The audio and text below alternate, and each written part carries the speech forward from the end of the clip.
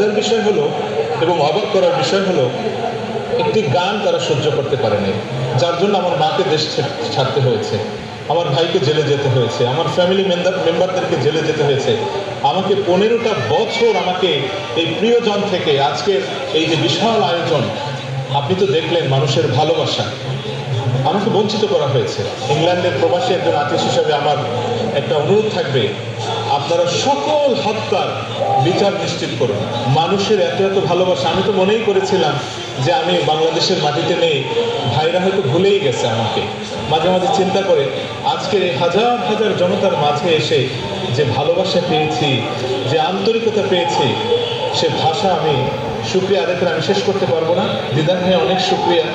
আমি behind the scene, আপনি পর্দার আড়ালে আপনি অনেক কাজ করে থাকেন, অনেক সিস্টেম আপনি নিজে কন্ট্রোল করেছেন।